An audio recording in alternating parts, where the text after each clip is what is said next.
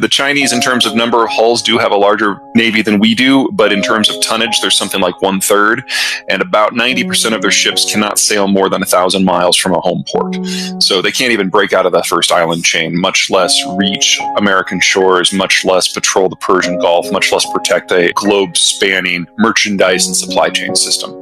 It is well designed for taking on Taiwan, assuming no one comes to help Taiwan. And that's it. Let's talk commerce. The Chinese are export dependent. They absolutely have to have access to consuming markets. Let's talk tech. The Made in 2025 program that everybody's been talking about. If you talk to any Chinese bureaucrat behind closed doors where they're not being recorded, they'll freely admit that 2025 is the first signpost, and they don't expect to hit technical parity with the West until at least 2080. They've got a lot left to steal, and their capacity to generate the tech at home honestly just has not worked out. When you're saying that China has 10 years to go, at most. What do you mean by that? Well, we now know that they've lied about their population statistics, and they overcounted their population by over 100 million people, all of whom would have been born since the one-child policy was adopted.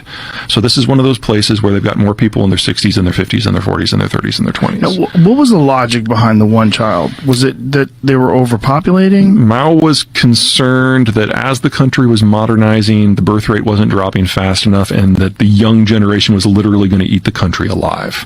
So they went through a breakneck urbanization program which destroyed the birth rate. At the same time, they penalized anyone who wanted to have kids. And both of those at the same time have generated the demographic collapse we're in now. And the problem with that also was that they wanted male children. Yeah, there's a cultural aspect to that too. And obviously, men can't have kids on their own. Say what you will about the Russian economy, but it is a large net exporter of energy, foodstuffs, and the stuff that is necessary to grow foodstuffs. The Chinese are huge importers of all of those things. So the same exact sanctions put against China would destroy the place in less than a couple of months. But I think the one issue that has terrified the Chinese the most is that the boycotts. Everybody's left Russia. And that is the development model for China. They need that for the market access. They need that for the technological transfer. If they didn't have foreign corporations operating, they'd be dead. And the most horrifying part is that consumers, individual people, have been able to pressure companies to leave Russia. The Chinese don't even admit that that's a force in the world, individuals. So everything that they thought they knew, everything that they thought was a base assumption that was fine, has been ripped apart. There's two big things going on. And a lot of little things, but let's just focus on the two big things for now. First, China is the country on the planet whose way of life and whose economy is most dependent upon the United States cooperating. The United States is the country that makes globalization possible. We changed the way the world worked after World War II and allowed countries to go anywhere and interact with anyone else and participate in any supply chain and buy any commodity and sell to any market. If the United States goes home, which is what the last 4 presidents have been working towards.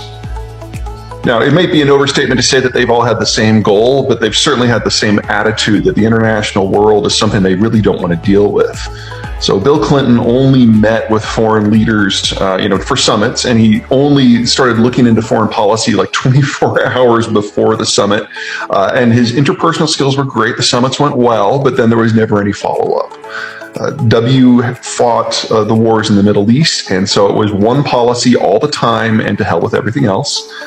Obama didn't like to meet with anyone, and so we really didn't have foreign policy for 8 years. And then we had Trump, who was antithetical to all things international. And now we have Biden, who basically is the Trump's policy with a smile, different stationery, and a better grammar check. Then the Chinese system loses the ability to import oil and raw materials and the ability to export finished goods. That means it falls into a pre-industrial state because China utterly lacks the military capacity to displace the United States on the global oceans. There are not enough resources and markets within reach of China. It is utterly dependent upon the Americans maintaining the world in the shape that it is in right now. And if we get real hostility between Beijing and Washington, it's over. And it's over in less than a year. The troops have come home. Most of the naval deployments to places like the Persian Gulf have stopped. So all it takes is one match being lit by one player anywhere in the world. And since China is the most exposed power, China is the country that will fall first and hardest. Well, the U.S. military is going through what's the best way to phrase this? A bit of a crisis of identity. They haven't gotten reasonable updated guidance from the president since George Herbert Walker Bush.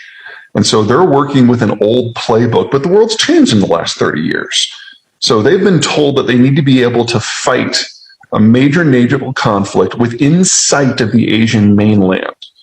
Well, that's not feasible today. And so if they're going to meet their current battle plans, yes,